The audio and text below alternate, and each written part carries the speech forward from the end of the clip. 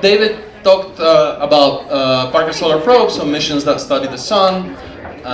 Margaret talked about Mars, so planetary missions on Mars, the moon, and asteroids. This is kind of the entire NASA science fleet, including European collaborations, operating and future missions.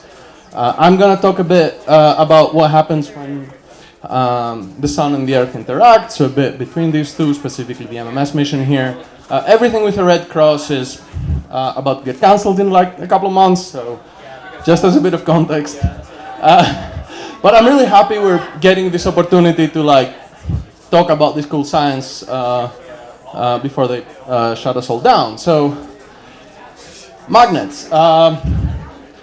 As we talked about earlier, David's presentation, if you remember, space is full of magnetic fields. The sun is a giant magnet. You can see the magnetic field here. It's kind of complicated.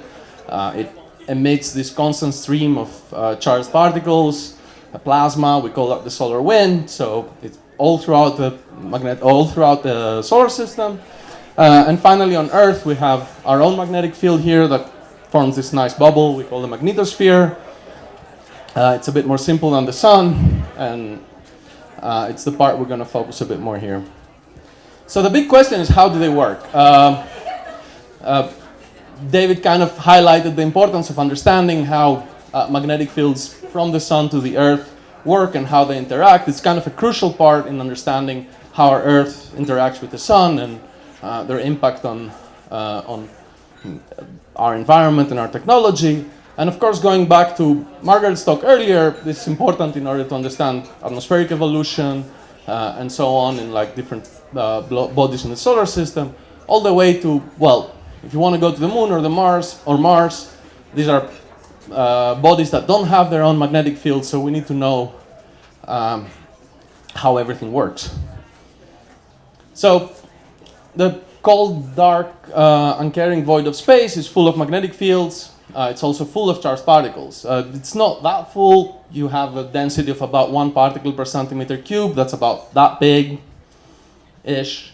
And that means, basically, it's about 1,000,000 times emptier than kind of the best industrial void we can create in laboratories on Earth. So it's really empty. Which means the particles don't collide with each other, right? The only interaction they have is via these magnetic fields. So it's mostly protons and electrons, and they move throughout the solar system. And when you have a charged particle in a magnetic field, this is the only diagram I'm going to show. Here's the magnetic field. We call that magnetic field line. And when you have a proton and electron, it's going to go like that. Do this kind of spiral motion around the magnetic field lines, right? If we look at the Earth's magnetic environment, you have this visualization of particle trajectories in near Earth space, where you see all these particles doing this kind of dance, following the spiral motion, following the field lines, the magnetic field lines of the Earth. Why do we care about any of this? Well, here you see again the Earth's magnetosphere, the Earth's magnetic bubble. It's a side view. The sun is over here, the Earth is over here. You have this constant stream of the solar wind. Up here you have the sun. And generally, as the charged particles have to follow these magnetic field lines, most of the time the Earth's magnetic bubble kind of helps divert most of these charged particles away from the Earth and around, which kind of protects us from most of it. But that doesn't always happen. You remember the spectacular videos of the auroras a bit earlier and a few years ago, but it looks a bit like that. Sometimes the sun will spit out these gigantic blobs of hot and dense plasma, solar flare. If it moves away from the sun, we call that the coronal mass ejection. It will propagate throughout the entire solar system. This is several times the size of the Earth. These are gigantic things. And now and then they'll hit the Earth. And sometimes what we'll see is that particles from the solar wind will penetrate into the Earth's magnetic bubble, and they'll follow the Earth's magnetic field to the north and the south pole. And once they hit the atmosphere, we get these bright colors. We don't just get the bright colors. David mentioned the reports from the 1800s, from the solar storms. You may have had the luck to see some over the last year or two, especially if you've gone a bit north. But they also do a lot of other things. If there's any pilots in the audience, they'll cause blackouts in VHF radios in high latitudes. They'll interfere with GPS signals. They can generally have a pretty big impact when it comes to electronics and to communication and spacecraft and so on. So it's really important to understand how does that happen, right? So the reason any of this happens is because of this process called magnetic reconnection. So sometimes, under very specific conditions, the magnetic field lines of the Earth's magnetic field will break and reconnect. It's a very explosive process by which the energy of the magnetic fields is transferred into the particles. It heats them, it accelerates them, and sends them spiraling towards the Earth's atmosphere. On the day side of the Earth, it'll happen here at the magnetopoles. It'll also happen in the tail region. We call that the magnetotail for fairly obvious reasons, and it'll have kind of a similar effect.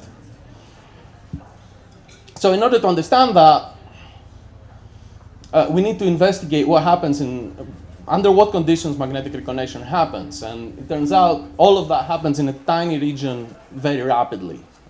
Tiny is about 100 kilometers, about 60 miles, which, when it comes to space, is pretty small.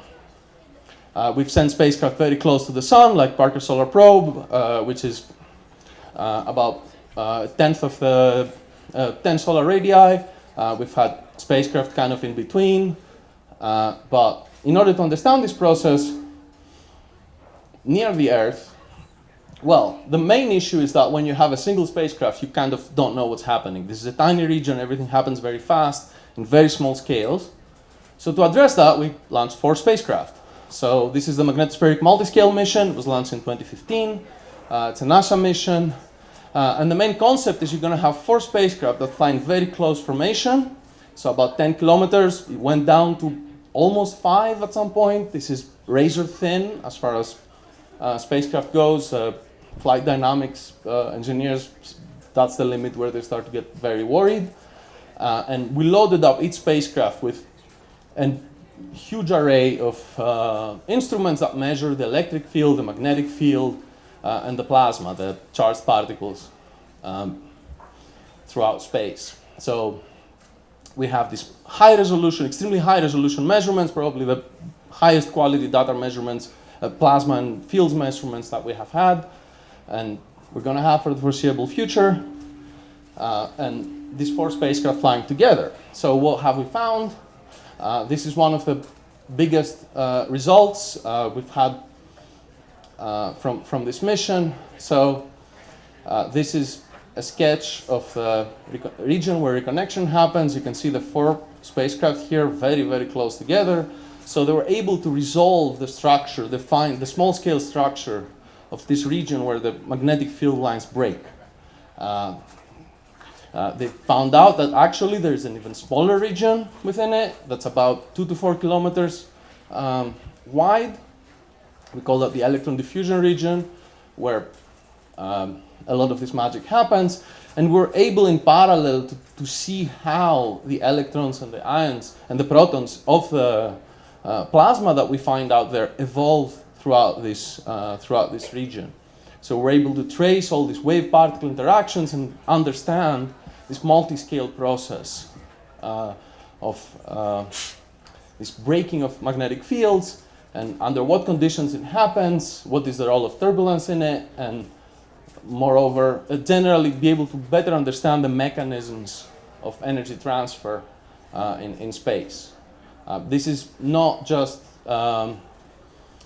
pertinent to understanding the Earth-Sun interaction and under what conditions the solar wind, the plasma of the solar wind can impact the Earth, but also basically as a fundamental plasma, using it as a laboratory for fundamental plasma physics, from fusion plasmas. If you've heard about nuclear fusion, we generally use magnetic confinement fusion, where magnetic reconnection is kind of a big concern for the opposite reasons, all the way to astrophysical environments where we can't really send the spacecraft there, right? From neutron stars, supernova remnants, and so on, where here is basically the only kind of place where we can have some data to kind of understand what's happening. So I'm going to end with that, and thank you all for being here.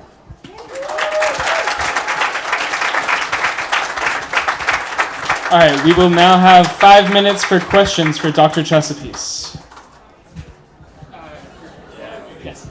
The question is, for people with magnetic implants, has there been research done to see how magnetic flares affect those? They don't.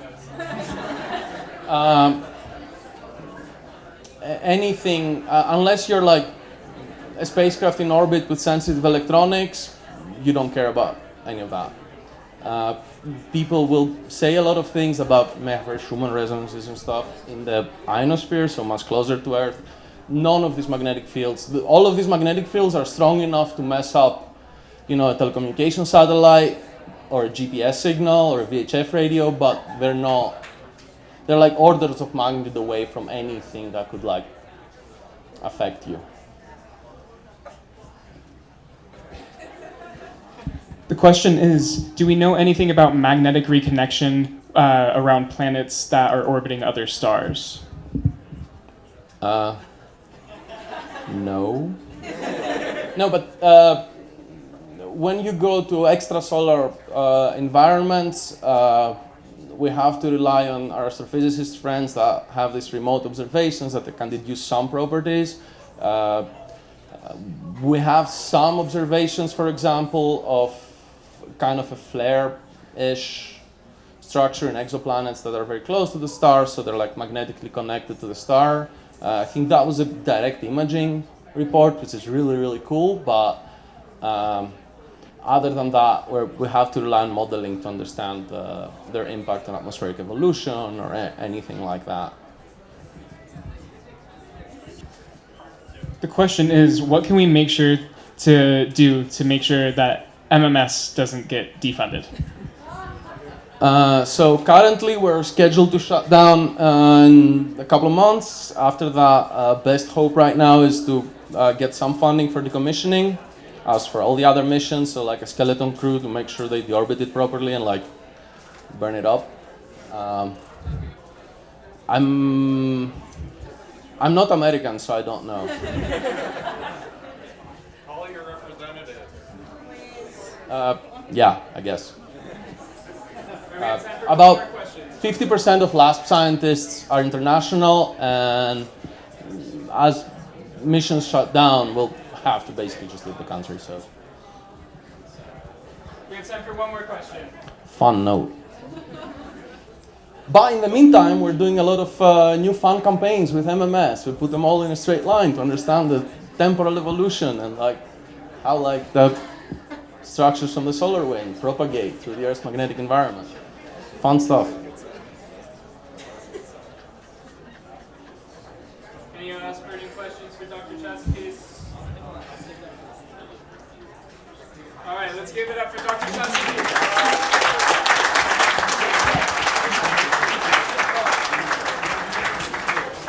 All right, I wanted to give one more huge thank you to all of our volunteers, to Monique, who has made these beautiful tip jars, to our 10 other volunteers that you've seen walking around, taking pictures, doing a bunch of stuff, making sure my head stays on. I appreciate you all. And thank you guys all for donations, for buying our merch. That helps us so much. That makes sure that we can do this again next month. Every month we're going to be doing this on the 4th Monday, so come back in July. Follow us on Facebook and Instagram. We're Astronomy on Tap Boulder or AoT Boulder.